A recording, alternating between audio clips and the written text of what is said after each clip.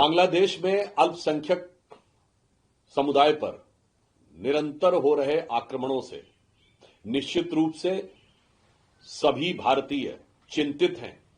और आहत हैं। हिंदू समाज पर हो रहे टारगेटेड आक्रमण से भारत के अंदर भी हिंदू समाज के लोग बहुत आहत और आक्रोशित भी हैं और इसके लिए शांतिपूर्ण प्रदर्शन और विरोध प्रदर्शन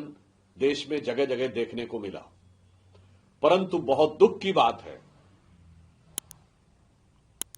कि वो इंडी गठबंधन जो शायद अपना आदर्श इरेडिकेशन ऑफ सनातन धर्म को मान चुका है, अर्थात घुसपैठिया संरक्षक और सनातन धर्म विध्वंसक, इंडी गठबंधन के राज्यों में असंवेदनशीलता बहुत गंभीर रूप धारण करती जा रही है। आज पश्चिम बंगाल में जिस प्रकार से हिंदू संगठन के लोगों के द्वारा किए जा रहे शांतिपूर्ण प्रदर्शन के ऊपर पश्चिम बंगाल की सरकार ने, पश्चिम बंगाल की पुलिस ने बर्बर कार्रवाई की है, हम उसकी घोर निंदा करते हैं और भर्त्सना करते हैं। परंतु इससे एक बात और स्पष्ट हो जाती है कि पश्चिम बंगाल की सरकार अब पूरी तरीके से इरेडिकेशन ऑफ सनातन धर्म के सिद्धांत को तमिलनाडु से लाकर यहां स्थापित कर रही है। पहले बाबरी मस्जिद बनाने की बात करना, उसके बाद उनके वरिष्ठ नेता मदन मित्रा के द्वारा भगवान श्री राम के बारे में अत्यंत आपत्तिजनक बात करना और अब पश्चिम बंगाल में बांग्लादेश के हिंदुओं के बारे में शांतिपूर्ण प्रदर्शन कर रहे लोगों के साथ इस प्रकार का व्यवहार करना।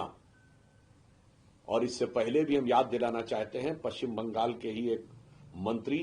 फरहाद हाकिम एक दौर में पाकिस्तान की जर्नलिस्ट को अपनी कॉन्स्टिट्यूएंसी दिखाकर ये कह चुके हैं कि ये मिनी पाकिस्तान है और वो ये भी बोल चुके हैं कि गैर मुस्लिम पैदा होना दुर्भाग्य की बात है।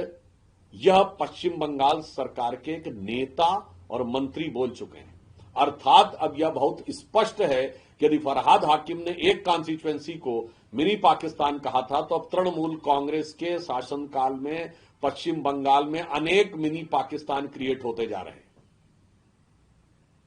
और हिंदुओं को अपनी दुख, संवेदना और पीड़ा की अभिव्यक्ति की भी स्वतंत्रता नहीं है।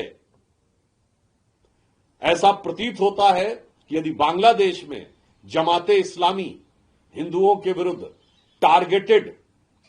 वायलेंस कर रही है, यानी लक्षित हिंसा कर रही है, तो पश्चिम बंगाल की तृणमूल कांग्रेस सरकार हिंदुओं के विरुद्ध टारगेटेड एक्शन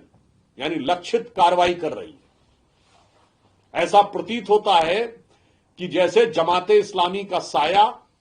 उसी मानसिकता का साया अब तृणमूल कांग्रेस की सरकार के ऊपर आ गया है। आज मुर्शिदाबाद में हुई दुखद हत्या, हरगोविंद दास और चंदन दास की हुई दुखद हत्या के बारे में न्यायालय का निर्णय भी अपेक्षित है। हमें पूर्ण विश्वास है कि दोषियों को सजा भी मिलेगी और यह बात भी जांच और तथ्य यदि ईमानदारी से सामने आएंगे तो यह स्पष्ट होगा कि यह हिंसा भी एक टारगेटेड वायलेंस थी, लक्षित हिंसा थी। इसका वक्फ बोर्ड से कोई लेना देना नहीं था। जैसे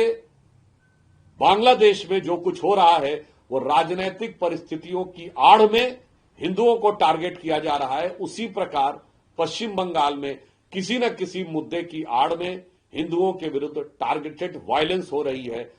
और वो जिस तरीके से हो रही है, हुकूमत के जैसे साए में हो रही है, ये ऐसा लगता है कि जैसे कभी डायरेक्ट एक्शन डे होता था, अब टारगेटेड एक्शन डेज हो रहे हैं।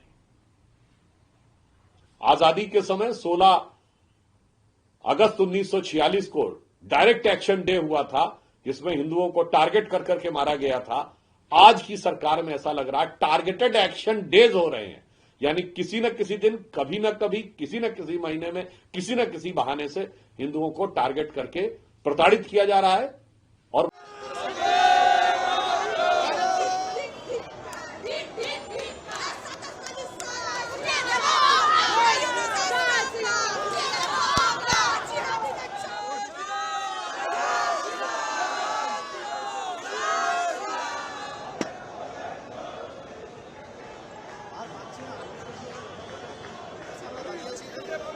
যতদিন